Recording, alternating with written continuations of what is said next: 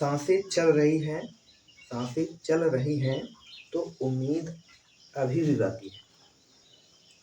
हारा नहीं हूँ मैं, कोशिश अभी भी जारी है। कि सांसें चल रही हैं, उम्मीद अभी भी बाकी है। हारा नहीं हूँ मैं, कोशिश अभी भी जारी है। माना मुश्किलों भरी है राह मेरी, माना मुश्किलों भरी है राह मेरी और तूफानों का दौर है। माना मुश्किलों भरी है राह मेरी और तूफानों का दौर है। डिगा नहीं है विश्वास मेरा, जंग अभी भी जारी है। डिगा नहीं है विश्वास मेरा, जंग अभी भी जारी है। उठूंगा गिरकर भी मैं लड़खड़ाते कदमों से, फिर उठूंगा गिरकर भी मैं लड़खड़ाते कदमों से ही सही। हो ना हो साथ मेरे, कोई हो ना हो साथ मेरे, पर जिंदगानी अभी भी बाकी है, जिंदगानी अभी भी बाकी है।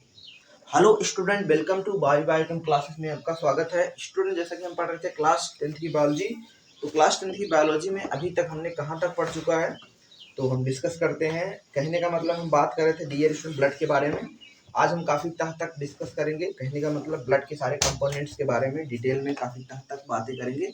तो लेट्स स्टार्ट करते हैं dear student. Very most important topic. कहने का मतलब हम बात करने वाले हैं ब्लड के कितने कंपोनेंट होते हैं, यानी कि ब्लड के बारे में हम तह तक जानकारी हासिल करेंगे। ध्यान देंगे। तो डियर स्टूडेंट, जैसे ही हम बात करते हैं किसकी, ब्लड की। कल हमने ब्लड के बारे में आपको बताया था, ब्लड का कंपोनेंट्स क्या, ब्लड होते क्या हैं, बहुत डेप्थ में हमने बात की था ना। ब्लड ग्रुप के बारे में भी चर्चा किया था। आई होप आपने देखा होगा डियर स्टूडेंट। आज हम डिस्कस करने वाले हैं ब्लड के जो कंपोनेंट्स होते हैं, मुख्य रूप से दो कंपोनेंट्स में डिवाइडेड होता है। नंबर फर्स्ट डियर स्टूडेंट जो होता है जिसको बोलते हैं प्लाज्मा। नंबर फर्स्ट जो होएगा इसको बोलते हैं, क्या बोलते हैं डियर स्टूडेंट, प्लाज्मा बोलते हैं। फर्स्ट क्या होता है, प्लाज्मा। और जो प्लाज्मा होता है डियर स्टूडेंट, ध्यान देंगे, ये रुधिर का 55% भाग बनाता है। ध्यान देना, यानी कि ब्लड का जो 55% होता है वो क्या होता है ब्लड में, वो डियर स्टूडेंट प्लाज्मा होता है। ध्यान देना, प्लाज्मा होता है। प्लाज्मा होता क्या है अभी डिस्कस कर रहे हैं। बात करते हैं सेकेंड पार्ट, यानी कि जिसको बोलते हैं ब्लड कार्पसल्स। ध्यान देंगे, ब्लड कार्पसल्स, CORPUSCLES क्या होता है, ब्लड कार्पसल्स।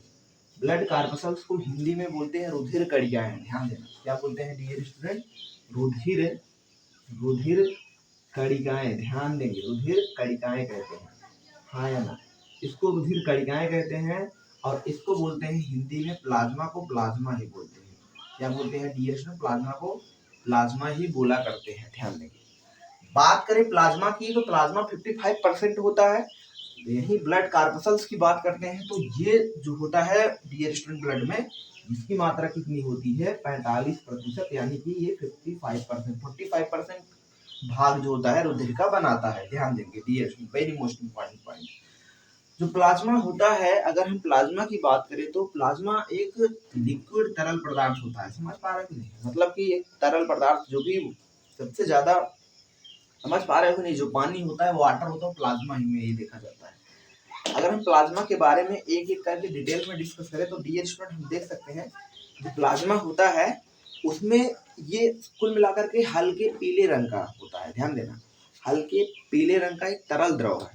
ध्यान देना, कहने का मतलब इसमें पहला पॉइंट हमने क्या बात करा, ये क्या होता है, हल्के पीले रंग का। ध्यान देंगे, हमने क्या कहा, आप इसको नोट डाउन करते रहेंगे साथ साथ। वेरी मोस्ट इंपॉर्टेंट पॉइंट, ये क्या होता है, हल्के हल्के पीले रंग का, हल्के पीले रंग का तरल द्रव है, हाँ या ना। समझ पा रहे हैं कि नहीं, यानी इसका कलर कैसा है, येलो कलर्ड है। ध्यान देना, येलो इस कलर्ड का होता है। ध्यान देंगे।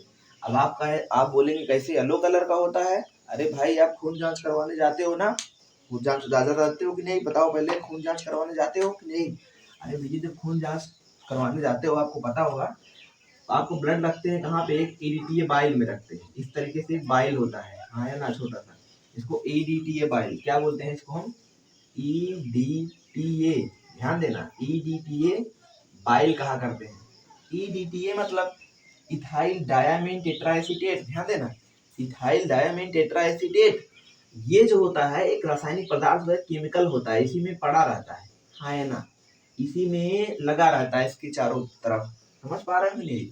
तो जैसे ही तुम्हारा ब्लड निकालते हैं टेस्ट करने के लिए, तो करते क्या है, ब्लड को इसी में डाल देते हैं। जैसे ब्लड इंजेक्शन से निकाले, हम इंजेक्शन से ब्लड निकालने पर ब्लड को इसी में ट्रिप कर देंगे, इसमें खून क्या तुम्हारा इसी में डाल देंगे। अब जैसे ही तुम्हारा ब्लड इसमें डालते हैं, अब डालने के बाद सपोज करो इस तरीके से ईडीटीए बाइल है, अब उसको इस तरीके से चारों तरफ क्या करेंगे, ईडीटीए बाइल को घुमाएंगे। अब क्या होगा, उसमें पूरा केमिकल जो होगा, जो ईडीटीए है, मिक्स हो जाएगा तुम्हारे खून में। अब इससे फायदा क्या होगा, इससे ये बेनिफिट होगा कि वो कई घंटों बाद भी अगर टेस्ट करेंगे तब भी तुम्हारा खून नहीं जमेगा, तभी तुम्हारा खून नहीं ब्लड जमेगा। क्यों नहीं जमेगा, क्योंकि उसमें क्या है, ईडीटीए है। ईडीटीए मतलब एंटीकोगुलेंट्स होता है, ये खून को नहीं जमाने देता, ध्यान देना, जमने नहीं देता है, जिसकी वजह से जब टाइम मिलता है वो अपना टेस्ट करके तुम्हारे रिपोर्ट दे देते हैं। हाँ या ना, समझ पा रहे हो कि नहीं? तो कहने का मतलब, जब ब्लड की जांचें करते हैं तो कुछ समय पश्चात क्या करते हैं, इसको सेंट्रीफ्यूज करते हैं। जैसे तुमको टाइफाइड का जांच करवाना है, हाँ या ना, तो टाइफाइड का जांच जो होता है सीरम से होता है। तो सबसे पहले इसको क्या करेंगे, सेंट्रीफ्यूज मशीन पे रखेंगे। समझ पा रहे हो नहीं? सेंट्रीफ्यूज मशीन पे बहुत तेजी से घुमाएंगे। समझ पा रहे हो? जैसे मिक्सचर होता है, जैसे मिक्सचर तेजी से घूमता है, उसी तरीके से वो सेंट्रीफ्यूज मशीन होता है। और ये बहुत ज्यादा तेजी से घूमता है, घूमते घूमते घूमते घूमते एक अवस्था ऐसी आती है, इसको बंद कर देंगे। बंद करने के बाद सीरम जो होगा ऊपर की तरफ चला जाएगा, हाँ या ना? तो उस समय जो सीरम होगा वो येलोविश कलर का दिखाई देता है। ध्यान देना, उसमें अधिक मात्रा में, उसमें यानी प्लाज्मा से टेस्ट कर रहे हैं, ध्यान देना, उसमें प्लाज्मा होता है, जिससे निकाल करके ड्रॉपर से निकाल लेंगे, फिर उसको स्लाइड पे 2-3 ड्रॉप रख करके उसमें केमिकल मिलाएंगे, हाँ या ना? केमिकल मिलाने के बाद फिर तुम्हारा जांच करेंगे, हाँ या ना? समझ पा रहे हो कि नहीं? तो कहने का मतलब प्लाज्मा से किया जा रहा है जांच, समझ रहे हो? येलो कलर का होता है, येलो कलर का दिखाई देता है, हाँ या ना? इसके अलावा ये ब्लड का अभी हमने बताया 55% भाग बनाता है, जानेंगे, बहुत इंपॉर्टेंट है। इसके अलावा प्लाज्मा में बहुत मोस्ट इंपॉर्टेंट पॉइंट ये ध्यान देंगे, लगभग 90 से 92%, ध्यान देंगे, लगभग 90 से 92%, मतलब सबसे ज्यादा क्वांटिटी में क्या होता है, वाटर होता है। ध्यान देंगे, 90 से 92% क्या होता है, इसमें जल होता है, वाटर होता है। वेरी मोस्ट इंपॉर्टेंट पॉइंट, समझ पा रहे हो कि नहीं? इसके अलावा इसमें क्या होता है, इसके अलावा इसमें 8 से 10% जो होता है कार्बनिक तथा अकार्बनिक पदार्थ पाए जाते हैं। अब ये क्या चीज है, अभी इसको डिस्कस कर रहे हैं। 8 से 10% क्या होता है, कार्बनिक कार्बनिक तथा अकार्बनिक, ध्यान देना, कार्बनिक तथा अकार्बनिक, ऑर्गेनिक एंड इनऑर्गेनिक सब्सटेंस, यानी कार्बनिक तथा अकार्बनिक पदार्थ होते हैं। बहुत ज्यादा इंपॉर्टेंट है, कितने परसेंट, 8 से 10% कार्बनिक तथा अकार्बनिक पदार्थ। जैसे हम कुछ अकार्बनिक पदार्थों के बारे में हम बातें करते हैं, जैसे कौन कौन से अकार्बनिक पदार्थ पाए जाते हैं तुम्हारे किसमें, प्लाज्मा में। ध्यान से देखना, प्लाज्मा को लेके चलते हैं, अभी आपका ब्लड कॉर्पस बचा हुआ है, रुधिर कणिकाएं है, उसको भी काफी डिटेल में समझेंगे, हाँ या ना? आप नोट करेंगे साथ साथ, बहुत इंपॉर्टेंट पॉइंट है यहाँ पे। बात करते हैं हम किसके बारे में डियर स्टूडेंट, बात करते हैं हम अकार्बनिक पदार्थ के बारे में। अगर हम बात करें अकार्बनिक पदार्थ की, तो जो अकार्बनिक पदार्थ होता है, इसमें कौन कौन से अकार्बनिक पदार्थ पाए जाते हैं, अकार्बनिक पदार्थ आखिर कौन कौन से होते हैं तुम्हारे प्लाज्मा में, ध्यान से देखेंगे डियर स्टूडेंट। अगर बात करें अकार्बनिक पदार्थ की, तो अकार्बनिक पदार्थ में जो होता है मुख्य रूप से NaCl होता है, सोडियम क्लोराइड पाया जाता है। तुम्हारे सोचो ब्लड में भी सोडियम क्लोराइड है, हाँ या ना? NaCl होगा, और NaCl के बाद सोडियम क्लोराइड, सोडियम बाइकार्बोनेट भी होता है, हाँ या ना? सोडियम क्लोराइड भी होगा, सोडियम बाइकार्बोनेट, NaHCO3, यही होता है सोडियम बाइकार्बोनेट का फार्मूला, बताना, NaHCO3, यानी सोडियम बाइकार्बोनेट भी होता है इसमें। Very most important point. इसके अलावा इसमें क्या पाया जाता है, इसके अलावा इसमें जो होता है मुख्य रूप से ये पाया जाता है, मतलब सोडियम क्लोराइड भी पाया जाएगा, उसके बाद NaS, तो सोडियम बाइकार्बोनेट, ये क्या है, सोडियम क्लोराइड है, सोडियम सोडियम क्लोराइड है, और ये क्या है, सोडियम सोडियम बाइकार्बोनेट, ध्यान देंगे, सोडियम बाइकार्बोनेट है, हाँ या ना? Very most important point. ये तो मुख्य रूप से दो पाए जाएंगे, इसके अलावा भी इसमें क्या पाए जाते हैं, इसके अलावा जो इसमें पाए जाते हैं ये इंपॉर्टेंट है, मैग्नीशियम भी देखा जाएगा, ध्यान देना। इसके अलावा इसमें मैग्नीशियम होता है, Mg होता है, पोटेशियम होता है, फास्फोरस होता है, बहुत ही ज्यादा इंपॉर्टेंट डियर स्टूडेंट।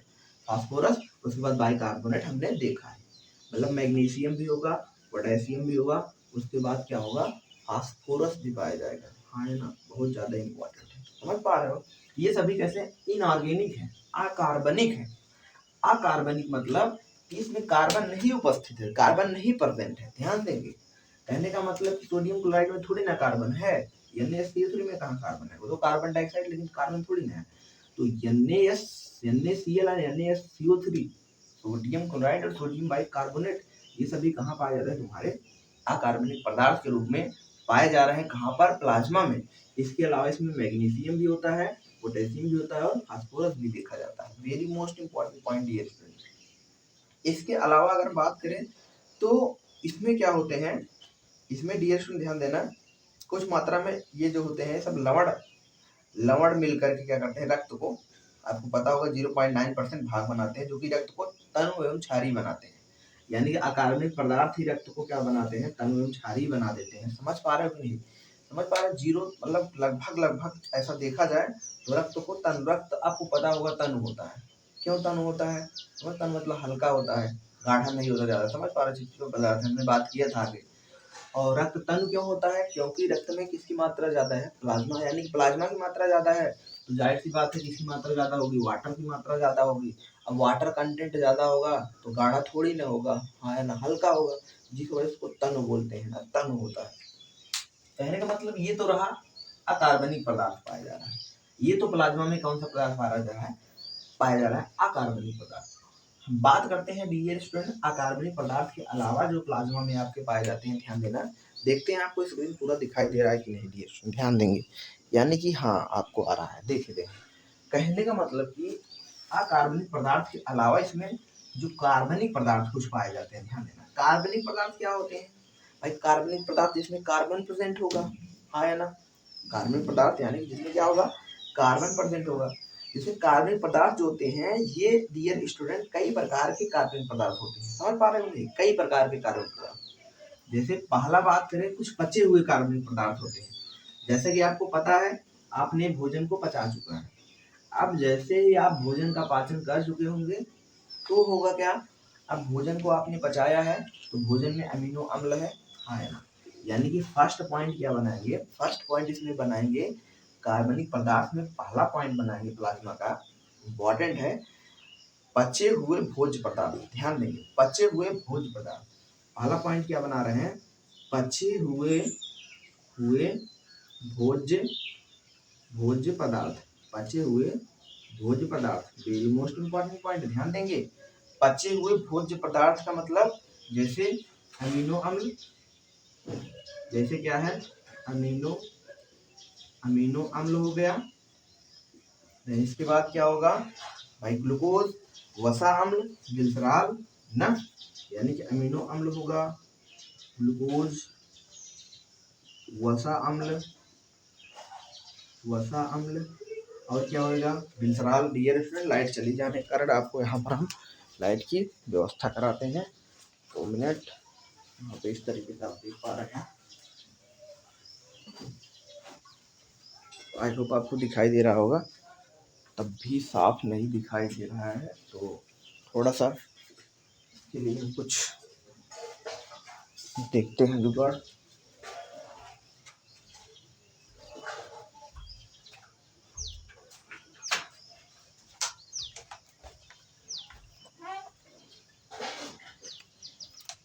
दिखाई दे रहा है डियर स्टूडेंट, ज़्यादा देर तक चलेगा भी नहीं, देखते हैं तक चलता है इधर।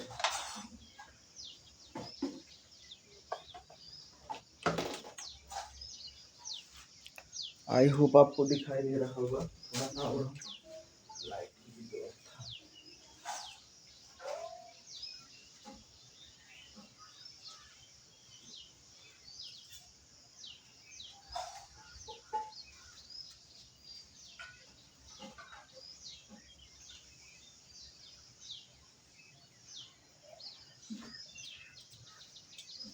दिखाई दे रहा है डियर स्टूडेंट, हाँ थोड़ा साफ दिखाई दे रहा है, तो हम बातें करते हैं। थोड़ा सा झिलमिल टाइप का है लेकिन इसको थोड़ा सा मेंटेन करना।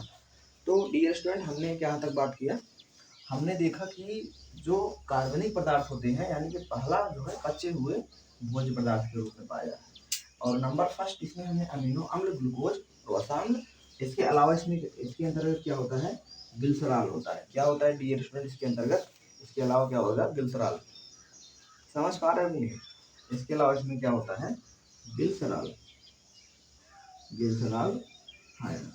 इसके अलावा इसमें क्या होगा, भाई फास्फोलिपिड होगा, कोलेस्ट्रॉल होगा, कुछ विटामिन होंगे, आयन।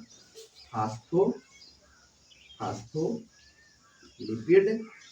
उसके बाद कोलेस्ट्रॉल, उसके बाद क्या होगा, कोलेस्ट्रॉल, उसके बाद क्या होगा, vitamin, ion, vitamin, very most important point. तो कहने का मतलब यहाँ पर हम क्या कहानी देख रहे हैं कि कार्बनिक पदार्थ जो है पाया जा रहा है, वो कार्बनिक पदार्थ क्या है डियर स्टूडेंट। नंबर फर्स्ट हमने बात की है पचे हुए भोज्य पदार्थ, यानी कि जो हम पचा चुके हैं खा करके। समझ पा रहे हो? और हमने पचाया क्या है भाई, प्रोटीन का पाचन हुआ है, किसमें, अमीनो अम्ल टूटा है। तो अमीनो अम्ल भी कहाँ होगा, प्लाज्मा में होएगा, और किस कार्बनिक पदार्थ के रूप में, हाँ या ना। इसके अलावा ग्लूकोज हो गया, वसा अम्ल हो गया, ग्लिसरॉल हो गया, फास्फोलिपिड हो गया, कोलेस्ट्रॉल हो गया, विटामिन हो गया। ये सभी क्या होते हैं डियर स्टूडेंट, ध्यान देंगे, पचने के बाद यानी पचाए जा चुके हैं। समझ पा रहे हो नहीं? और ये सभी क्या होते हैं, तुम्हारे कार्बनिक पदार्थ होते हैं जो कि प्लाज्मा में घुले होते हैं। बहुत ज्यादा इंपॉर्टेंट, ध्यान देंगे। इसके अलावा प्लाज्मा में बहुत ही महत्वपूर्ण प्रोटीन पाई जाती है, ध्यान देंगे।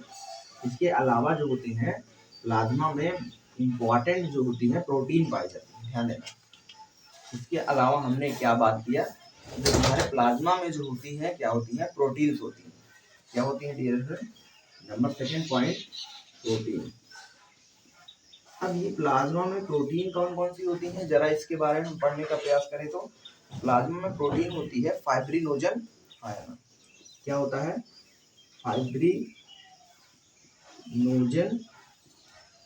प्रोथ्रोम्बिन,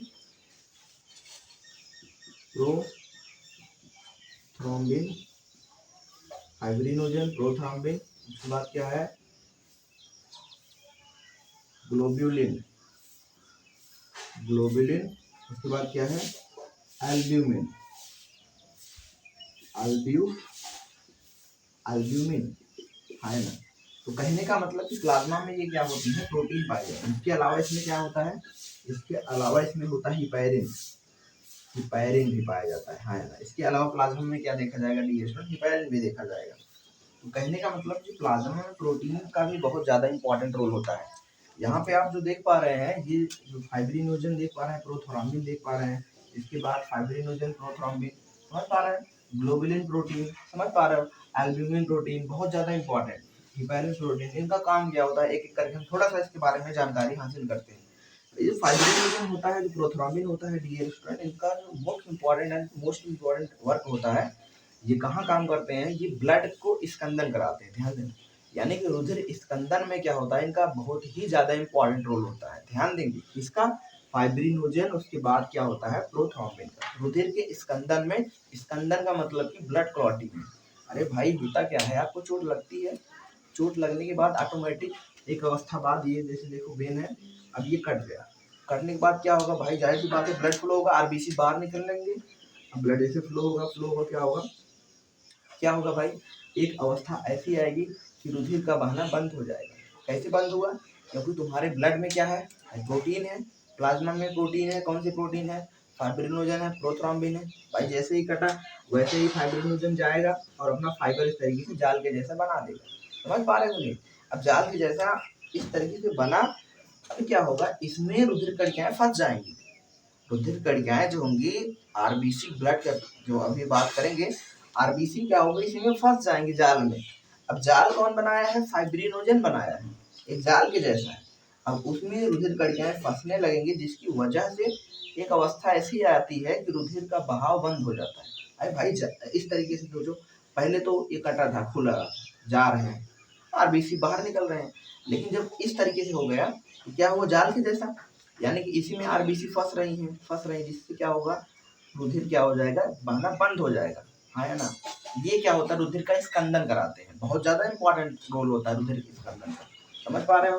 तो इस तरीके से ग्लोबुलिन आपको पता होगा प्रोटीन कहाँ पाई जाती है भाई, हीमोग्लोबिन में, हीमो प्लस ग्लोबुलिन ना, जो कि ब्लड को क्या करते हैं, समझ पा रहे हो नहीं? ग्लोबुलिन प्रोटीन बहुत इंपॉर्टेंट है ऑक्सीजन ट्रांसपोर्ट में। इसके अलावा समझ पा रहे हो नहीं, ये ग्लोबुलिन प्रोटीन, उसके बाद एल्ब्यूमिन प्रोटीन, ये सब देख रहे हो सब प्रोटीन का। इसके अलावा इंपॉर्टेंट रोल कहाँ पे होता है, इम्यूनिटी में, प्रतिरक्षा तंत्र को समझ पा रहे मेंटेन करने में बहुत इंपॉर्टेंट रोल होता है। समझ पा रहे प्रतिरक्षा तंत्र में रोगों से लड़ने की क्षमता तुम्हारे शरीर के अंदर प्रदान करते हैं, जो कि बहुत ही ज्यादा इंपॉर्टेंट है इसका वर्क। अगला है हिपैरिन प्रोटीन। हिपैरिन क्या होता है डियर स्टूडेंट, ध्यान देंगे, जो हिपैरिन होता है तुम्हारे शरीर में पूरे ब्लड में पाया जाता है, तुम्हारे पूरे ब्लड में डालता रहता है, और ये बनता कहाँ से, लीवर में बनता है, ध्यान देंगे। और हिपैरिन के कारण क्या होता है, तुम्हारा रुधिर जो होता है शरीर के अंदर नहीं जमता है। समझ पा रहे हो नहीं, यानी कि रुधिर को जमने से कौन बचा रहा है, हिपैरिन बचा रहा है। कहाँ पर, शरीर के अंदर। अब भाई अगर शरीर के अंदर हिपैरिन ना होता तो खून जम जाता, बहुत बड़ी दिक्कत हो जाती। तो वहां पर खून को ना जमे, इस वजह से क्या पाया जाता है, हिपैरिन पाया जाता है। समझ पाए कि नहीं, बहुत ज्यादा इंपॉर्टेंट है, ध्यान दें। तो ये रहे प्रोटीन, बहुत इंपॉर्टेंट प्रोटीन, समझ पा रहे हो, ये रहे कुछ प्रोटीन ना, ये रहे कुछ प्रोटीन जो कि प्लाज्मा का 7 से 8% भाग बनाते हैं। कितना, 7 से 8% भाग बनाते हैं, बहुत ज्यादा इंपॉर्टेंट, ध्यान देंगे। उसके बाद कुछ उत्सर्जी पदार्थ भी प्लाज्मा में होते हैं, ध्यान देंगे क्या होते हैं। उसके बाद इसको हम मिटा दें, बातें हम करते हैं आगे। इसके अलावा प्लाज्मा में क्या होते हैं, कुछ उत्सर्जी पदार्थ भी होते हैं, ध्यान देंगे। अभी हमने क्या बताया, इसके अलावा प्लाज्मा में क्या होते हैं, कुछ उत्सर्जी उत्सर्जी क्या होते हैं, पदार्थ भी होते हैं, ध्यान देंगे। उत्सर्जी पदार्थ का मतलब प्लाज्मा में ऐसे कौन से उत्सर्जी पदार्थ, यानी वेस्ट प्रोडक्ट है जिनका कोई उपयोग, कोई रोज यूज नहीं है। तो जैसे कौन कौन से उत्सर्जी पदार्थ बात करें प्लाज्मा में, प्लाज्मा में डीएससी ध्यान देंगे, मुख्य रूप से तुम्हारा क्या होता है, अमोनिया होता है, NH3। इसके अलावा यूरिया होता है, इसके अलावा क्या होगा भाई, यूरिया के अलावा क्या होगा, यूरिक एसिड हो जाए, यूरिक अम्ल होगा, यूरिक यूरिक अम्ल, यूरिक एसिड, यूरिक अम्ल भी कुछ मात्रा में पाया जाएगा। इसके अलावा कुछ हार्मोन्स होंगे, एंटीबॉडीज भी पाए खुले रहते हैं प्लाज्मा में। हाँ ना, बहुत इंपॉर्टेंट। उत्सर्जी पदार्थ की बात करें तो उत्सर्जी पदार्थ की हम चर्चा करेंगे, TPC कर सकते हैं। हाँ, अभी हमने बताया जो आपकी प्लाज्मा में इसके अलावा क्या क्या पाया जाता है, ये भी कार्बनिक पदार्थ ही होते हैं, ध्यान देना। यानी कि एंटीबॉडी कुछ मात्रा में होंगे, है ना, antibody and hormones, very most important point, antibody and कुछ मात्रा में हार्मोन्स भी पाया जाएगा। लेकिन ये उत्सर्जी पदार्थ नहीं है, उत्सर्जी पदार्थ की कैटेगरी में ये आ रहे हैं। यानी कि उत्सर्जी पदार्थ के अंतर्गत अमोनिया होगा, पता है अमोनिया को यूरिया में कौन बदलता है, लीवर बदलता है, बहुत इंपॉर्टेंट प्रोसेस करता है अमोनिफिकेशन का प्रोसेस, जो कि ये दोनों हमारे लिए क्या है, नुकसानदायक है। समझ पा रहे हो नहीं, दोनों को शरीर से बाहर निकालना है।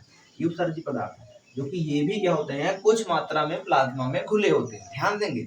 और किस रूप में, कार्बनिक पदार्थ के रूप में। Very most important point dear student, ammonia, urea and uric अम्ल, ये भी क्या होते हैं, प्लाज्मा में घुले रहते हैं, बहुत इंपॉर्टेंट। इसके अलावा कुछ मात्रा में तुम्हारे प्लाज्मा में एंटीबॉडी पाया जाता है। एंटीबॉडी का मतलब क्या होता है, प्रतिरक्षी, ध्यान देना। अब प्रतिरक्षी का मतलब क्या होता है, रक्षा करने वाला। किससे रक्षा करने वाला, रोगों से। समझ पा रहे हैं, मतलब कि रोगों से रक्षा करने वाला, जो हमारे शरीर में जो भी बहुत सारे रोग उत्पन्न होंगे, उन रोगाणुओं को मारने के लिए कौन होगा, उन रोगाणुओं को कौन मारेगा, एंटीबॉडी मारता है।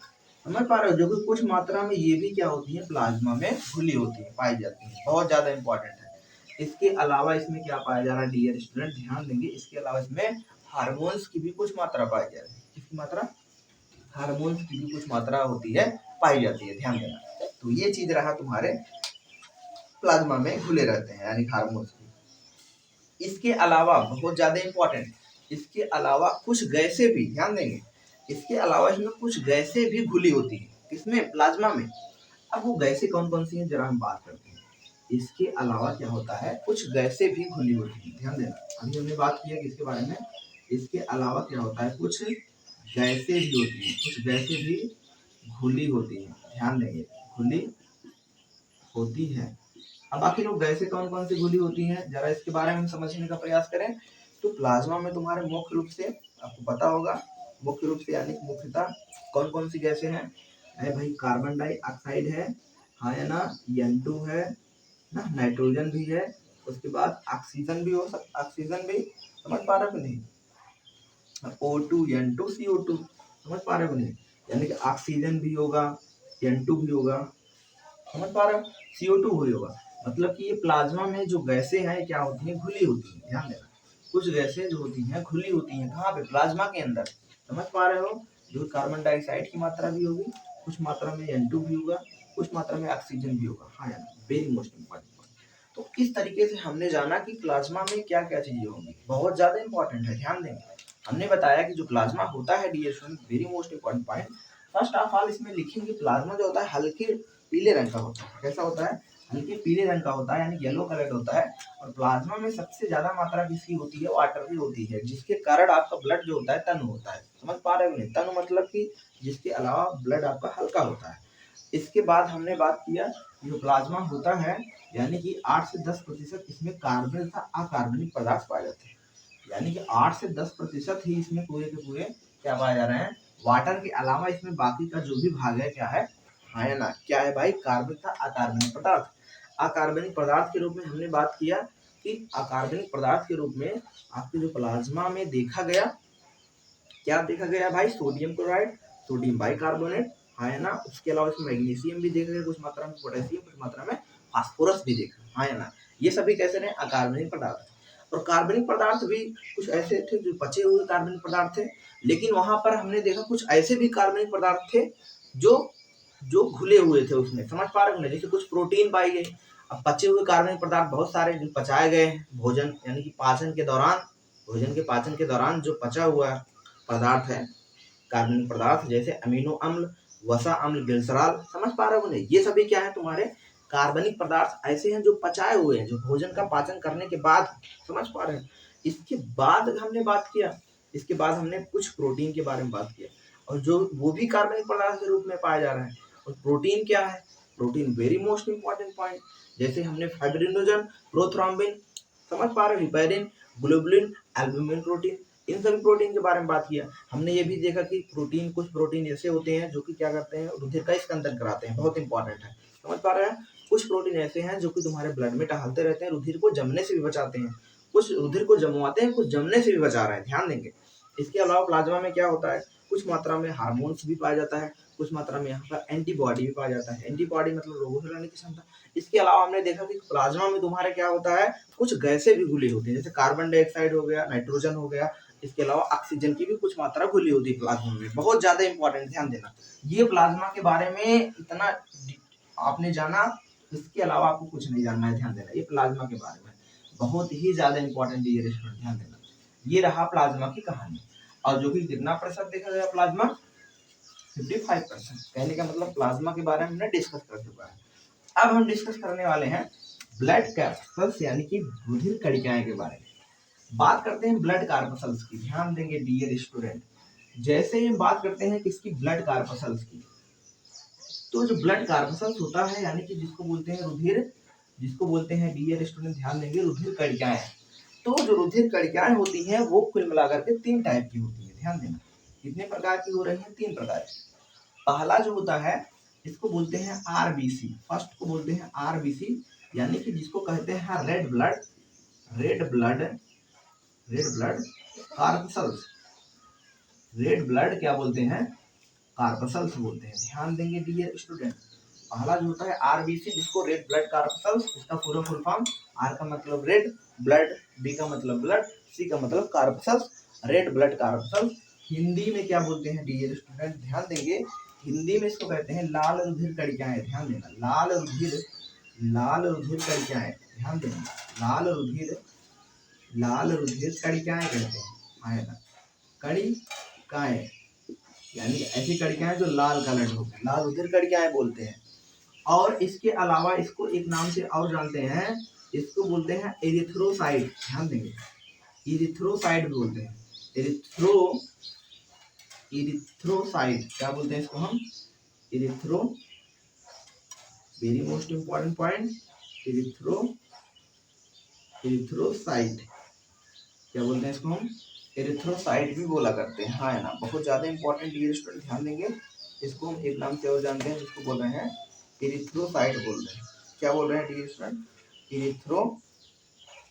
एरिथ्रोसाइट बोला करते हैं, हाँ है ना, हाँ एरिथ्रोसाइट बोला करते हैं इसको, आरबीसी को। समझ पा रहे हो? यानी रेड ब्लड कॉर्पसल भी बोल रहे हैं। उसके अलावा लाल जो कड़ियाँ हिंदी में, इसके अलावा एक नाम से और जान रहे हैं जिसको बोल रहे हैं एरिथ्रोसाइट। दूसरा जो कंपोनेंट होता है, ध्यान देंगे, दूसरा कंपोनेंट जो होता है ब्लड का, यानी कि सेकेंड कंपोनेंट, जिसको बोलते हैं डब्ल्यूबीसी, यानी कि white blood corpuscles, white blood corpuscle, white blood. अब देखो व्हाइट ब्लड कार्पसल्स यानी जिसको बोल रहे हैं डब्ल्यूबीसी, क्या बोल रहे हैं? डब्ल्यूबीसी।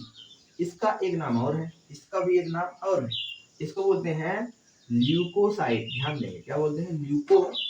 ल्यूकोसाइट भी बोला करते हैं। नाम इसका सब जानते रहेंगे, बहुत ही ज्यादा जरूरी है। हिंदी में क्या कहते हैं इसको हम?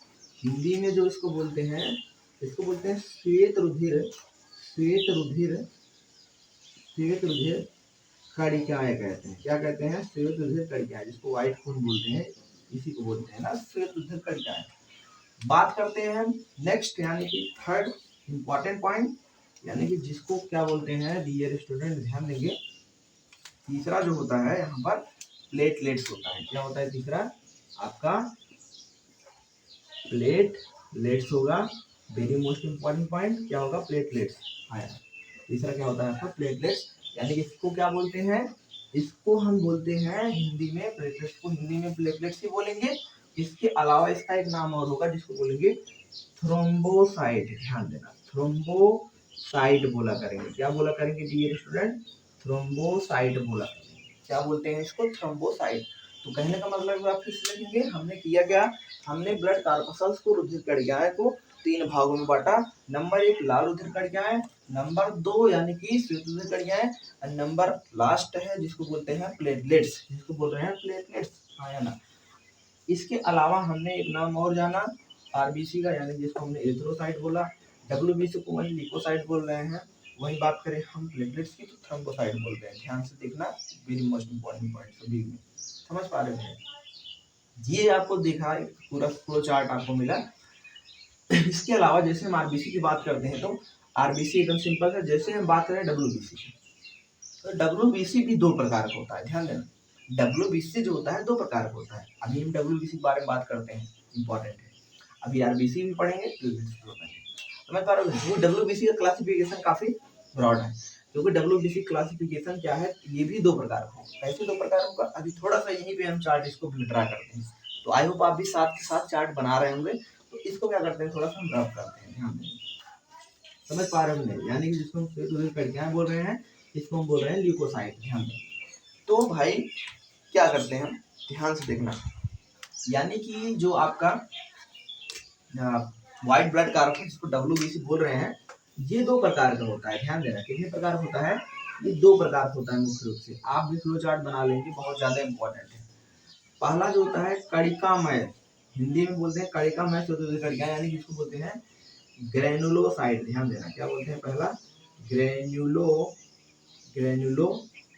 ध्यान देना, क्या बोलते हैं इसको? हम ग्रेनुलोसाइट बोलते हैं, ग्रेनुलोसाइट। और एक होता है ए ग्रेनुलोसाइट, ए ग्रेनुलोसाइट। अब इसको हिंदी में क्या बोलते हैं? ग्रेनुलोसाइट को बोलते हैं कणिकामय। ध्यान देना, कणिकामय श्वेत रुधिर कणिकाएं, श्वेत रुधिर कणिकाएं। ध्यान से देखेंगे। और इसको क्या बोलते हैं? कणिका रहित। ध्यान देंगे, कणिका रहित श्वेत रुधिर कणिकाएं, यानी कि कणिका रहित होंगे श्वेत रुधिर कणिकाएं, यानी कि एक में कणिकाएं पाई जाती हैं, जिसको बोलते हैं ग्रेनुलोसाइट। ऐसी ब्लड के कंपोनेंट है जिसमें कणिकाएं पाई जाएंगी, जिनका कोशिका द्रव्य जो होगा कणिकाओं में बटा होगा, हाँ या ना।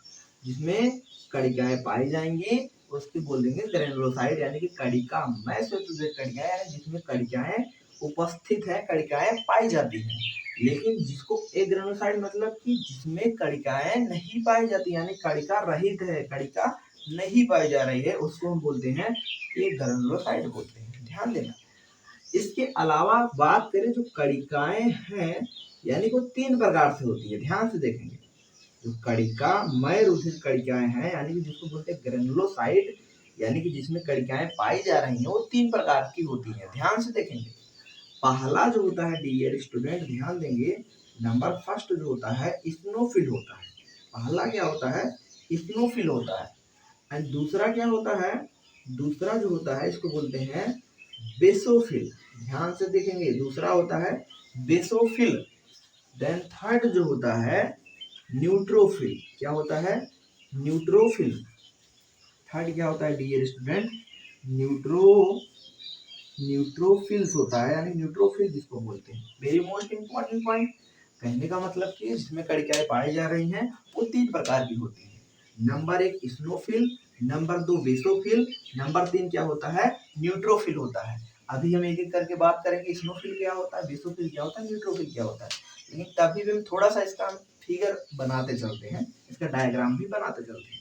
यहाँ पर जब भी आप देखेंगे गौर से इस्नोफिल और बेसोफिल को, तो इन सब में क्या होती हैं, इन सब में आपको एक चीज कॉमन दिखाई देगा। इन सब में आपको क्या दिखाई देगा? कणिकाएं दिखाई देगी। जैसे किसी में 2 दिखाई देती हैं, तो किसी में क्या दिखाई देती है? 3 दिखाई देते हैं, किसी में 4, 3 या 2 या 3 से अधिक। इस तरीके से क्या होती है आपकी इसमें कणिकाएं, यानी ग्रेनुल्स जो होते हैं दिखाई देते हैं। समझ पा रहे हो? जिसमें पार्टिकल पाया जाए, जिसमें कणिकाएं प्रेजेंट हो, उसे हम कणिकामय रुधिर कणिकाएं, यानी जिसको ग्रेनुलोसाइट के नाम से हम जाना करते हैं। यानी कि सभी में हम क्या देख पा रहे हैं? सभी में क्या देख पा रहे हैं? सभी में हमने ये देख पा रहे हैं, सभी में क्या है? कणिकाएं आपकी प्रेजेंट है। समझ पा रहे हो? चाहे वो इस्नोफिल हो, चाहे बेसोफिल हो, चाहे न्यूट्रोफिल हो, क्योंकि भाई सभी तो किसके पार्ट है? ग्रेनुलोसाइट के पार्ट है, यानी कणिकामय। कणिकामय यानी जिसमें कणिकाएं पाई जा रही हैं। समझ पा रहे हो कि नहीं? यहाँ पे इस तरीके से हम इसका स्ट्रक्चर भी देख पा रहे हैं। इस तरीके से यहाँ पर अलग अलग शेप में कणिकाएं देखी जा रही हैं। आगे हम काफी डेप्थ में देखेंगे भी, ध्यान देंगे। तो इस तरीके से क्या है? ग्रेनुलोसाइट है। अगर हम वही बात करें एक ग्रेनुलोसाइट की, एक ग्रेनुलोसाइट यानी कि कणिका रहित श्वेतद्रव्य कणिका है। ध्यान से देखेंगे, एक ग्रेनुलोसाइट यानी कि कणिका रहित श्वेतद्रव्य कणिका है, यानी कि जिसमें कणिकाओं का अभाव होता है, कणिकाएं नहीं पाई जाती। ध्यान देना, ये जो होता है 2 प्रकार का होता है। कितने प्रकार का होता है डियर स्टूडेंट? ये 2 प्रकार का होता है। बात करते हैं ये कौन कौन से टाइप का होता है। ध्यान देना, थोड़ा इसको रब करना पड़ेगा न्यूट्रोफिल को। तो आप आई होप बना लिए होंगे चार्ट। थोड़ा सा इसको हम इधर बना देते हैं ना, क्योंकि उधर जगह नहीं है। तो इधर हमने क्या लिखा था? न्यूट्रोफिल आया ना। क्या लिखा था? न्यूट्रोफिल्स लिखा था आया ना। देखो, मतलब कणिकाएं, यानी कि कणिका रहित जिसको बोल रहे हैं एक ग्रेनुलोसाइट, वो 2 प्रकार का होता है। कितने टाइप्स का होता है? 2 टाइप्स का। नंबर 1 होता है डियर स्टूडेंट, ध्यान देंगे, पहला जो होता है इसको बोलते हैं लिम्फोसाइट। क्या बोलते हैं? लिम्फोसाइट बोला करते हैं। ध्यान देना, पहला जो होता है लिम्फोसाइट। सेकंड जो होता है इसको बोलते हैं मोनोसाइट। ध्यान देना, मोनोसाइट बोलते हैं। आई होप डियर स्टूडेंट आपको दिखाई दे रहा होगा। यानी कि फर्स्ट जो होता है, पहला जो होता है इसको बोलते हैं लिम्फोसाइट, सेकंड क्या होता है? मोनोसाइट होता है। मतलब कि जो लिम्फोसाइट मोनोसाइट होता है, इसमें क्या होती है? कणिकाएं नहीं पाई जाती हैं। ध्यान से देखना। और ये जो किसका पार्ट है? ये ग्रेनुलोसाइट का पार्ट होता है। भाई लिम्फोसाइट क्या होता है? ध्यान से देखेंगे, लिम्फोसाइट, ध्यान से देखना, लिम्फोसाइट का फॉर्मेशन कहाँ पे होता है? अस्थि मज्जा के अंदर होता है, वो भी अस्थि मज्जा, लाल अस्थि मज्जा के अंदर, जिसको बोलते हैं रेड बोन मैरो। अब आप सोच पा रहे हैं अस्थि मज्जा क्या है? भाई अस्थि मज्जा का मतलब जो हड्डी होती है, जैसे यहाँ से यहाँ तक का हड्डी, समझ पा रहे हो नहीं? रेडियस, समझ पा रहे हो? रेडियस की बोन। अब ये जो यहाँ से यहाँ तक की हड्डी जो देख पा रहे हो, अगर इस हड्डी को हम निकाल कर देखें यहाँ से यहाँ तक, यहाँ से यहाँ तक, समझ पा रहे हो? आपस में हड्डियाँ क्या है? ज्वाइनिंग की हुई है। समझ पा रहे हो? भाई रेडियस हो गया, अल्ला हो गया, समझ पा रहे हो? कार्पल, मेटा कार्पल, आगे बात करेंगे बहुत डिटेल में, 11th का टॉपिक है ये। तो आपकी जो हड्डियाँ हैं, इन हड्डियों के बीच में क्या होता है? एक खोखला स्थान पाया जाता है। ध्यान देना, थोड़ा सा हम फिगर के थ्रू समझते हैं, तब आपको ज्यादा अच्छा लगेगा, ज्यादा अच्छे समझ में आएगा। थोड़ा सा इस फिगर को हम कुछ यहाँ पर बनाते हैं, ध्यान से देखेंगे, ताकि आपको चीजें क्या हो, समझ में आए। हाँ यार डियर स्टूडेंट, ध्यान देंगे, बहुत ज्यादा इम्पोर्टेंट है। अभी हमने बताया कि आप इस तरीके से, हमने बताया कि हड्डियों के अंदर यानी कि बोन के अंदर आपका फॉर्मेशन होता है किसका फॉर्मेशन होता है डियर स्टूडेंट, ध्यान देंगे, इसका फॉर्मेशन होता है यानी कि लिम्फोसाइट का और मोनोसाइट का। लिम्फोसाइट मोस्टली, ये देखो ये रहा आपका हड्डी। अब आप देख रहे हो हड्डी, अरे भाई आप टीवी में देखे होंगे ना भाई, मूवी में भी जो बाबा लेके बैठे रहते हैं भाई, जो रेडिया हड्डी लेकर इसी बैठे रहते हैं ना, इसी से छूमंतर करते हैं कि नहीं, हाँ या ना बताओ, यही बोन है वो वाला। समझ पा रहे हैं, कोई भी हड्डी लो हमारे बॉडी के अंदर, अब इन बोन में खोखला स्थान पाया जाता है, लेकिन इसी के अंदर जो होता है फॉर्मेशन किसका होता है, इसको बोलते हैं लाल अस्थिमज्जा, यानी कि खून बनने की प्रक्रिया भी यहीं से होती है। Very most important point dear student, समझ पा रहे हो, इसमें दो अस्थिमज्जा पाया जाता है, एक लाल अस्थिमज्जा होता है इस तरीके से, और एक क्या होता है येलोविश कलर का होता है। ध्यान देना थोड़ा सा, येलोविश कलर का होता है। येलो कलर हमारे पास नहीं, हम इसी से इसको ड्रा करते हैं। ध्यान देखिए होता क्या चीज है, कहने का मतलब एक रेड बोन मैरो होता है, लाल अस्थिमज्जा, एक येलो बोन मैरो, दो बोन मैरो होता है। बहुत डीप में जा रहे हैं, ध्यान से देखना, ये थोड़ा सा लेकिन आपके लेवल का नहीं, तब भी जानते रहो, बहुत ज्यादा जरूरी है। समझ पा रहे हो, इसको हम बोलते हैं रेड बोन मैरो। क्या बोलते हैं, red bone marrow, red bone marrow. अब बोन मैरो क्या है, लाल अस्थिमज्जा, हिंदी में क्या बोलते हैं, लाल अस्थिमज्जा। लाल अस्थिमज्जा, हड्डियों के अंदर लाल कलर है तो लाल अस्थिमज्जा बोल रहे हैं, वही येलो कलर होगा तो इसे बोलेंगे येलो अस्थिमज्जा, यानी कि yellow bone marrow, yellow bone marrow बोलते हैं, हाँ या ना, येलो बोन मैरो। उसके बाद क्या है, red bone marrow, red bone marrow जो कि रुधिर का फॉर्मेशन करता है, साथ के साथ ये बी लिम्फोसाइट का भी फॉर्मेशन करता है। बी लिम्फोसाइट क्या होता है भाई, अभी हमने बात किया लिम्फोसाइट की, तो जो लिम्फोसाइट होता है ये मुख्य रूप से दो प्रकार का होता है। ध्यान से देखना, आपकी बुक में आई होप ना मिले, आगे आपको पढ़ना भी है, थोड़ा सा जानते रहो।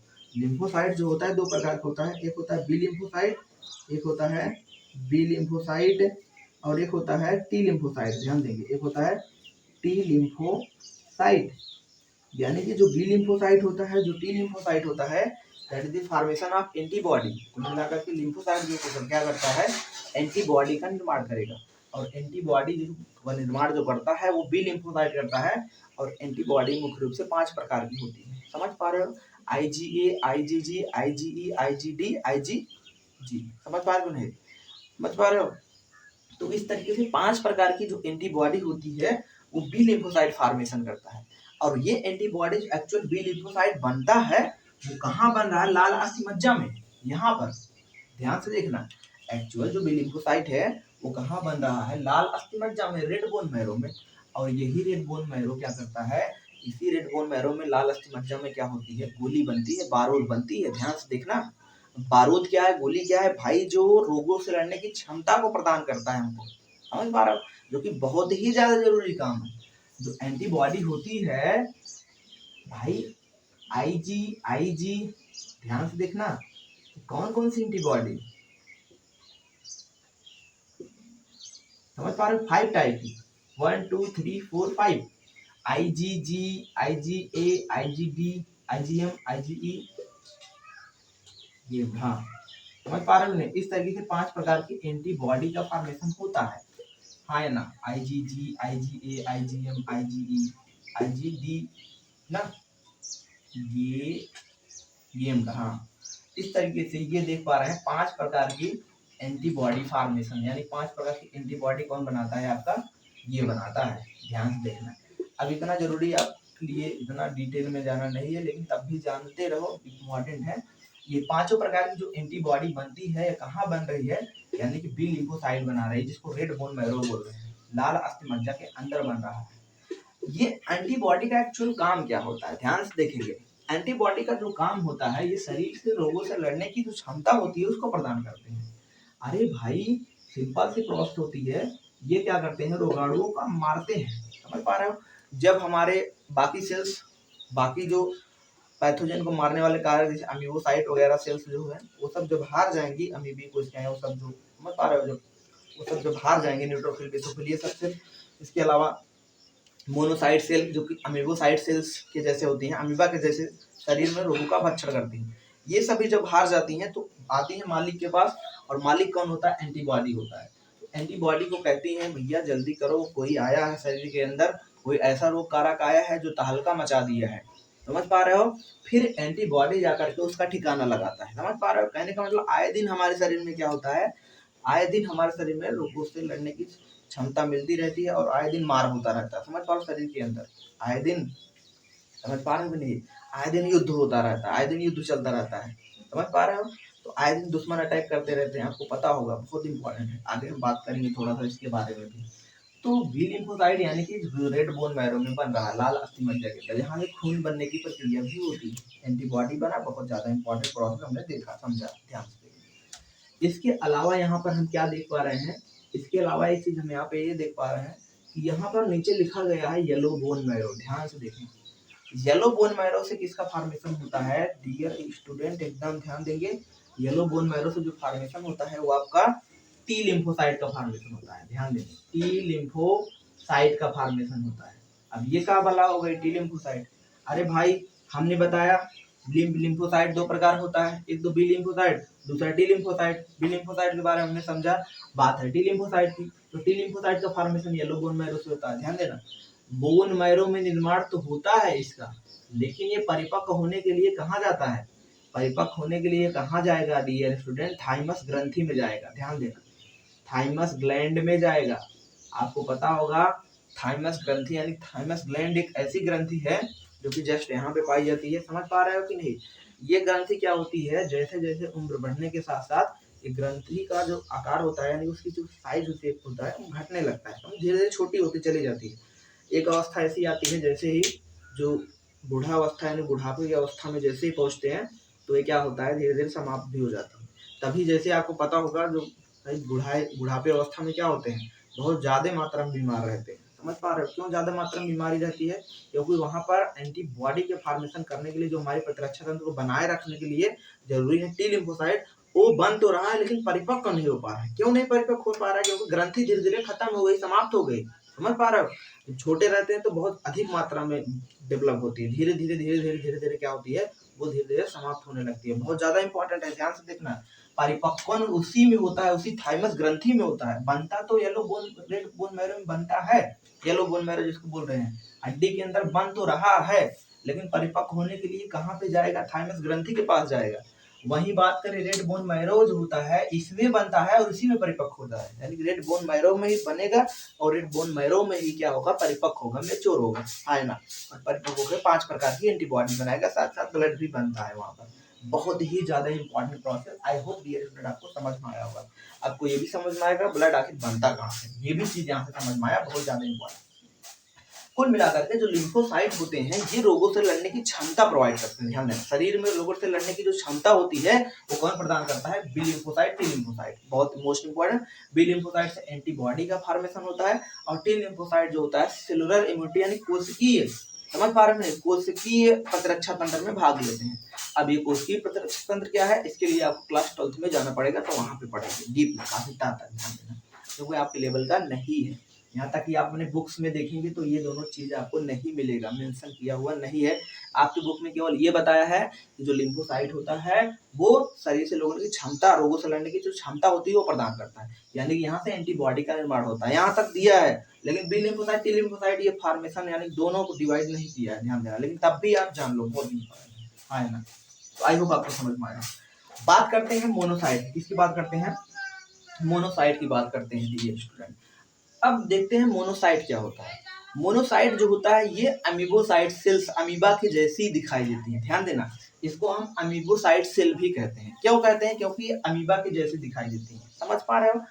देखते हैं कैसे दिखाई देती है, ध्यान से देखिए। इसको हम थोड़ा सा यहाँ पर रख करके यहाँ पर बनाने का प्रयास करेंगे, ध्यान से देखेंगे, बहुत ही ज्यादा इंपॉर्टेंट। वीडियो के लास्ट तक बने हैं, आई होप स्टूडेंट मजा आ रहा होगा आपको। देखो इस तरीके से क्या होती है, अमीबोसाइट सेल्स होती हैं।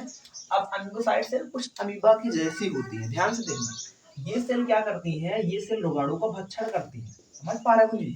यानी कि अमीबा के जैसी, जैसे देखो ये क्या है आपका अमीबोसाइट सेल है, इस तरीके से समझ पा, अमीबा के जैसा। समझ, आपको पता होगा अमीबा का आकार आकृति अनिश्चित होता है, क्यों? क्योंकि ये बनते बिगड़ता रहता है, किसी कारण, स्यूडोपोड के कारण। अब ये जो अमीबोसाइट सेल होती है ये अमीबोसाइट सेल क्या होता है, ये बनता बिगड़ता रहता है, बनता बिगड़ता रहता है। और ये अमीबोसाइट सेल क्या करता है कि रोगाणु का भक्षण करता है। जैसे सपोज करो कोई रोगाणु है, इस तरीके से अमीबोसाइट सेल गया और ये रोगाणु अमीबोस जैसे हमारे कोशिका में इंटर करेगा तो होगा क्या, ये अमीबोसाइट सेल इसको पकड़ लेगा, समझ पा रहा, पकड़ कर इसको खा लेगा, मतलब उसका भक्षण कर लेगा, फैगोसाइटोसिस कर लेगा। ये अमीबोसाइट सेल का काम बहुत ही ज्यादा इंपॉर्टेंट। लेकिन कभी कभी अगर सपोज करो पैथोजन खतरनाक आया, यानी कि ये एक ऐसा पैथोजन, ऐसा रोग कारक हम पैथोजन भी बोलते हैं, ध्यान देंगे डियर स्टूडेंट, पैथोजन यानी रोग कारक, जिसको हम एंटीजन शब्द भी यूज करते हैं इसके लिए।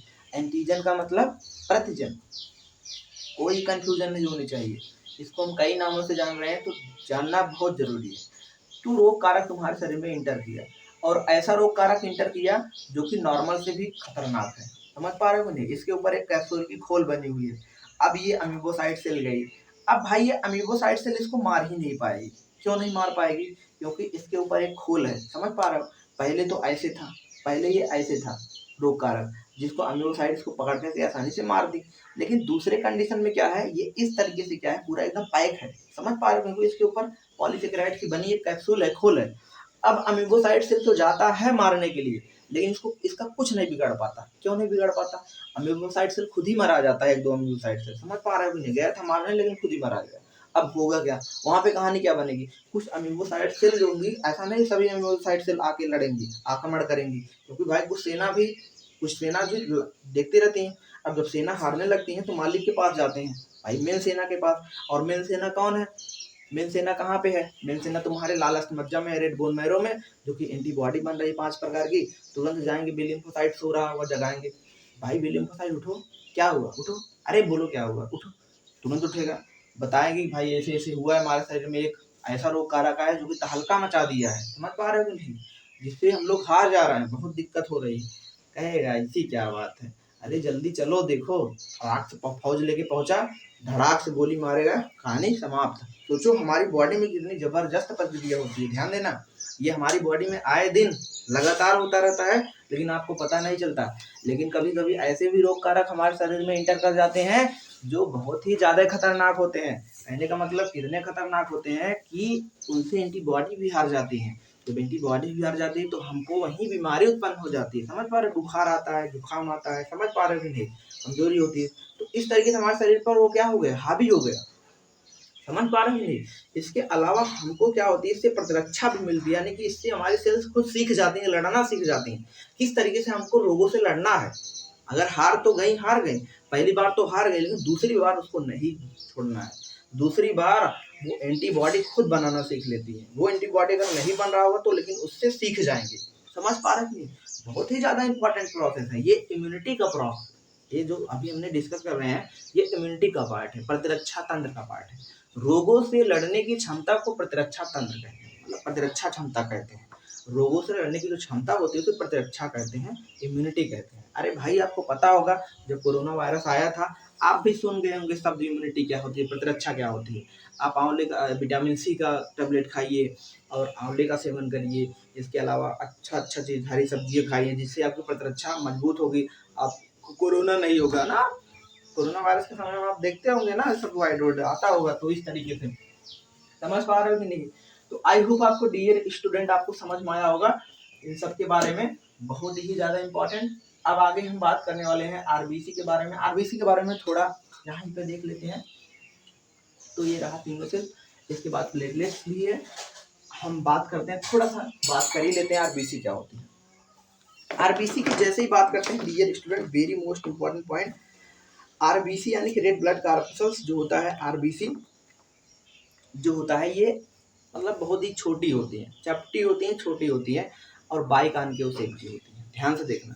अगर हम बात करें आरबीसी की तो आरबीसी जो होती है काफ़ी छोटी होती है, चपटी होती है। इसके अलावा कुछ इस तरीके से आपका आरबीसी दिखाई देता है, ध्यान से देखना, समझ पा रहे हैं, इस तरीके से आपका आरबीसी दिखाई दे रहा होता है। और आरबीसी में पता होगा आपका, आरबीसी के सरफेस पर क्या होता है, एंटीजन होता है और अंदर क्या होता है, एंटीबॉडी होता है। हमने बताया था, क्योंकि इस पर डोनर मेम्ब्रेन पाई जाती है, इस पर क्या होता है, एंटीजन, और अंदर क्या होता है, एंटीबॉडी होता है। क्या होता है डिस्टेंस, एंटीबॉडी। यही एंटीजन की वजह से ये पता लग पाता है कि रुधिर वर्ग कौन सा है। ध्यान देना, अगर एंटीजन ए होगा तो ए होगा, बी होगा तो बी होगा, समझ पा रहे हो, बी पॉजिटिव होगा, ए बी होगा तो ए बी होगा, ओ होगा तो ओ एंटीजन। हमने कल इसके बारे में डिटेल में बात किया था, आज हम बात नहीं करते इसके। इसके अलावा आरबीसी में केंद्रक नहीं होता है, ध्यान देना, इसमें जो न्यूक्लियस होता है वो एब्सेंट होता है। बहुत ज्यादा इंपॉर्टेंट पॉइंट जानते रहेंगे, क्या एब्सेंट होता है, न्यूक्लियस यानी केंद्रक एब्सेंट होता है, केंद्रक नहीं पाया जाता है। इसके अलावा आरबीसी में क्या है मोस्ट इंपॉर्टेंट पॉइंट, आरबीसी में यानी कि कुल मिलाकर के हीमोग्लोबिन पाया जाता है, जिसके कारण लाल कलर होता है। और हीमोग्लोबिन आपको पता है प्रोटीन है, हीमो प्लस ग्लोबिन, जिसमें हीमो पिगमेंट से मिलकर बना है। और हीमोग्लोबिन का काम क्या होता है, ऑक्सीजन के परिवहन में, ध्यान देना, श्वसन के फलस्वरूप जो ऑक्सीजन का परिवहन होता है, वो ऑक्सीजन का परिवहन कौन करता है, हीमोग्लोबिन करता है। ये बहुत ज्यादा इंपॉर्टेंट प्रोसेस है, ध्यान देना। इसके अलावा जो हीमोग्लोबिन यानी जो आरबीसी कुल मिलाकर के होता है हमारे शरीर में, इसकी संख्या कितनी होती है आरबीसी की, तो आरबीसी की संख्या लगभग देखा जाए तो 4 से 5 लाख प्रति एमएम क्यूबिक होती है। ध्यान देना, 4 से 5 लाख लिख लेंगे। इसकी जो संख्या होती है बहुत ही ज्यादा इंपॉर्टेंट, इसका डेटा कितना होता है, 4 से 5 लाख। ध्यान देना, 4 से 5 लाख होता है, 4 से 5 लाख एमएम क्यूबिक। अब आप बोल रहे हैं एमएम क्यूबिक, भाई इसको कभी कभी इस तरीके से लिखते हैं, 4 से 5 लाख ना, 4 से 5 लाख यानी कि प्रति एमएम क्यूबिक, या तो इसको 4 से 5 लाख, 4 से 5 लाख क्यूबिक प्रति एमएम भी लिख सकते हैं। ध्यान दें, क्यूबिक प्रति एमएम या तो लाख प्रति एमएम क्यूबिक, आप दोनों तरीकों से लिख सकते हैं, ये ज्यादा अच्छा रहता है। यानी 4 से 5 लाख प्रति एमएम क्यूबिक, प्रति एमएम क्यूब इसलिए मतलब क्यूब, एमएम मिलीमीटर, एम मतलब मिली, एमएम जिसको बोलते हैं मिलीमीटर, एमएम यानी 4 से 5 लाख होता है, इंपॉर्टेंट है मिली। इसके अलावा बात करें, ये तुम्हारा रहा इसकी संख्या यानी कितनी पाई गई।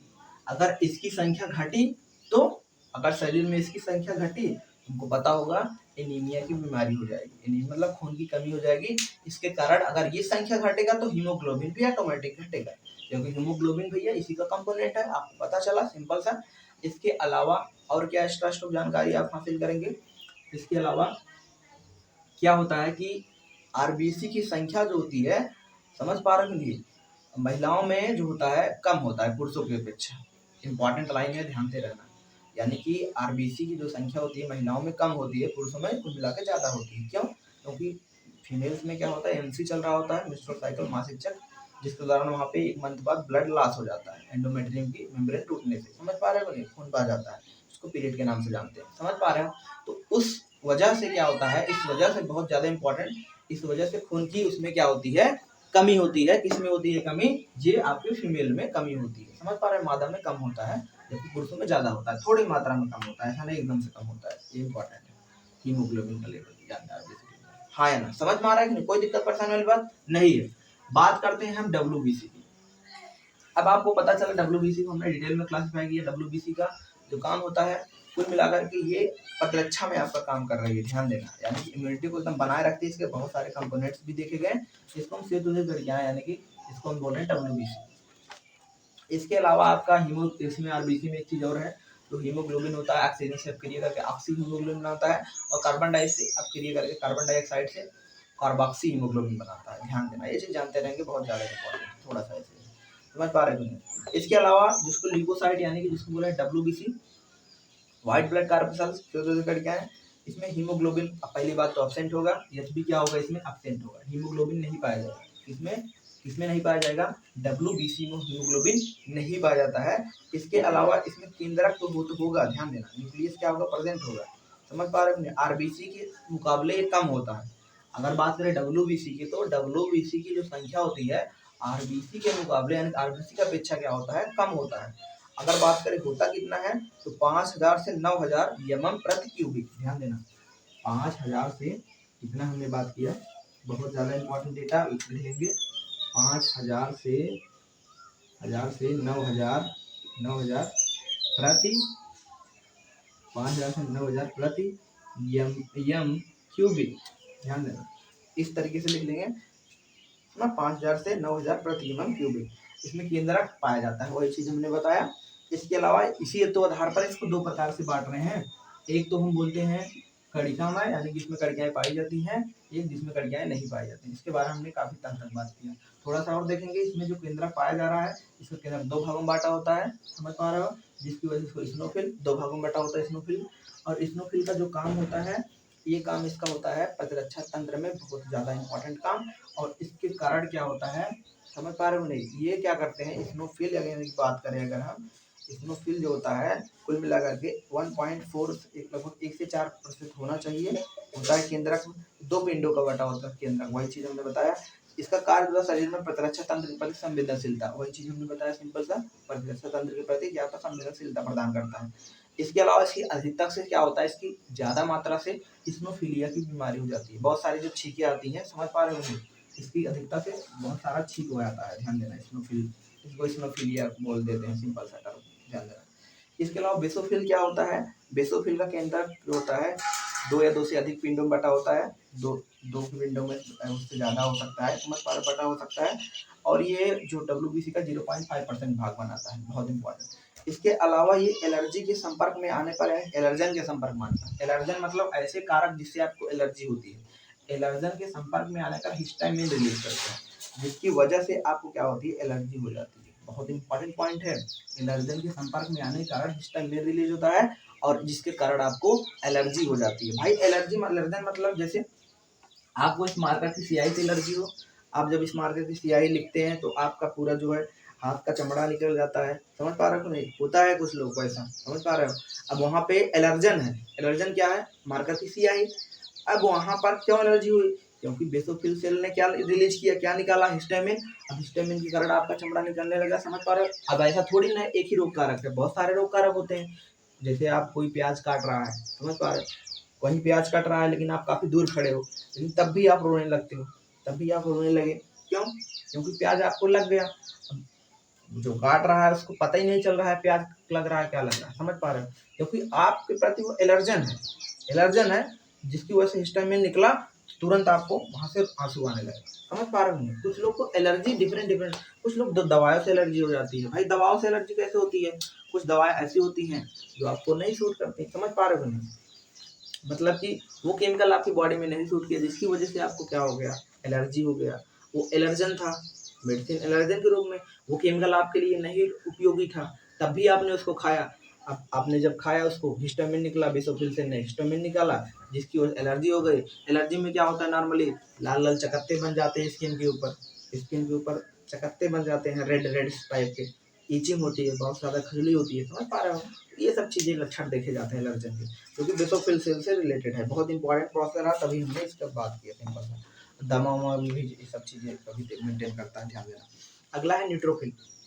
न्यूट्रोफिल क्या होता है, न्यूट्रोफिल यानी कि कुल मिला करके ये इसमें भी केंद्रक जो होता है दो या दो से अधिक पिंडों में बटा होता है, समझ पा रहे हो नहीं, इंपॉर्टेंट पॉइंट। इसके अलावा ना ये मतलब कि जो होता है ये क्या करता है, रोगाणुओं को मतलब रोगाणु को नष्ट करता है, रोगाणु को मारने का काम करता है न्यूट्रोफिल सेल, बहुत ज़्यादा इंपॉर्टेंट है ना, सिंपल सा।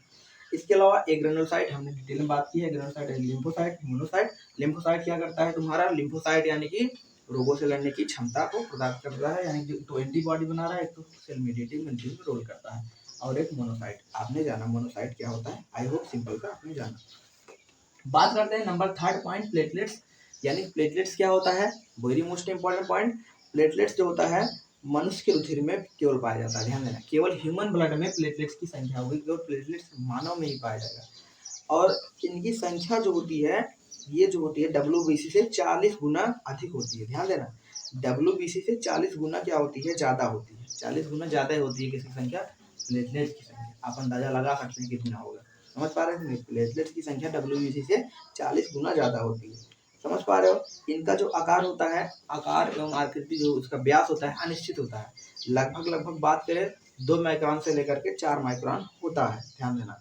इसमें केंद्रक जो होता है अनुपस्थित होता है, अनुपस्थित होता है, वेरी मोस्ट इंपॉर्टेंट पॉइंट। इसमें प्लेटलेट्स में केंद्रक नहीं पाया जाता, केंद्रक अनुपस्थित होता है। और इसका जो निर्माण होता है अस्थि मज्जा में होता है, समझ पा रहे हो कि नहीं। इस सप्ताह में एक इसका जीवन काल बात करें, सप्ताह में एक सप्ताह का होता है, लगभग एक सप्ताह का इसका जीवन काल होता है। समझ पा रहे हो नहीं? वही आरबीसी का जीवन काल है, रेड ब्लड कार्पल्स का जीवन काल सबसे ज्यादा यानी कि 120 दिन होता है। कोई मोस्ट इंपॉर्टेंट पॉइंट समझ पा रहे हो नहीं? 120 दिन के आसपास इसका जीवन काल होता है। और डब्ल्यूबीसी के जीवन काल की बात करें तो डब्ल्यूबीसी का जो जीवन काल होता है, ध्यान देंगे डियर स्टूडेंट, ये भी वीक के आसपास होता है। ये भी लगभग 10 से 13 दिन का होता है जीवन काल। जीवन काल जान लेंगे, इंपॉर्टेंट है। यानी कि इसका जो जीवन काल होता है आरबीसी का 120 दिन होता है, 120 दिन का होता है इसका जीवन काल। और इसका जो होता है 10 से 13 दिन मान सकते हैं, 10 से 13 दिन या 12 दिन मान सकते हैं। और इसका जो जीवन काल होता है, ध्यान से देखना, इसका जीवन काल जो होता है यानी कि 1 वीक, एक सप्ताह का होता है, 1 वीक का होता है किसका, प्लेटलेट्स का। आएगा समझ में आएगा नहीं? बहुत ज़्यादा इंपॉर्टेंट प्रोसेस रहा, आई होप आपको समझ में आएगा डियर।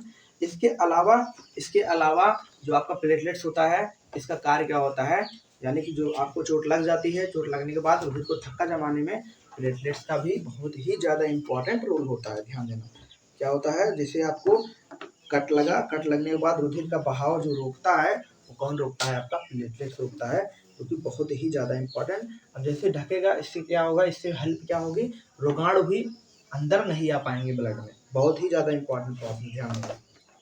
इसके अलावा डियर स्टूडेंट, अगला जो टॉपिक है रुधिर का कार्य। रुधिर का कार्य क्या होता है, ऐसे ही बात कर लेते हैं। फर्स्ट पॉइंट, रुधिर का कार्य होता है ऑक्सीजन के परिवहन में काम करता है। समझ पा रहे हो, ऑक्सीजन का ट्रांसपोर्टेशन करता है।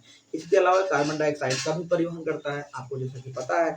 इसके अलावा भोजन का भी परिवहन कर रहा है, ये भी आपको पता है। उस तरह के पदार्थों का परिवहन करता है, यूरिया, यूरिक अम्ल, अमोनिया, समझ पा रहे हैं, बाहर निकलने का काम। इसके अलावा हार्मोन्स का भी परिवहन करता है, रोग शरणी की रक्षा प्रोवाइड करता है, हाँ या ना। शरीर के ताप को नियंत्रित करता है ब्लड, ध्यान देना। हम लोग का शरीर का ताप क्या होता है, हमेशा एक समान रहता है। समझ पा रहे हो, हम लोग यानी कि जो होते हैं, जिसको बोलते हैं वार्म ब्लडेड एनिमल, ध्यान देना, warm blooded animal, very most important point.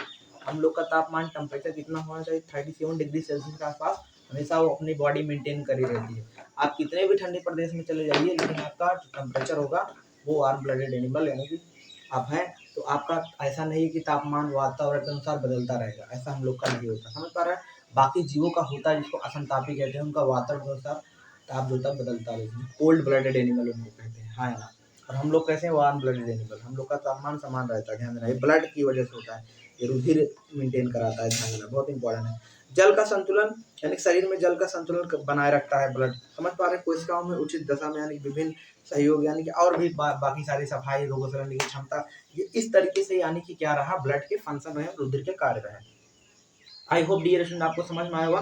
तब भी अगर कोई दिक्कत परेशानी होती तो आप कमेंट्स करके बताएंगे। आपका ब्लड पोर्शन क्या हो गया, इन डेप्थ हो गया, ध्यान देना। तो आप ये चार्ट इस तरीके से बना लेंगे, बहुत ही ज़्यादा इंपॉर्टेंट। आई होप आपको चार्ट भी समझ में आया होगा, जो कि ब्लड को काफ़ी हमने डिटेल में काफ़ी तक समझा। Then thanks for watching video my dear students.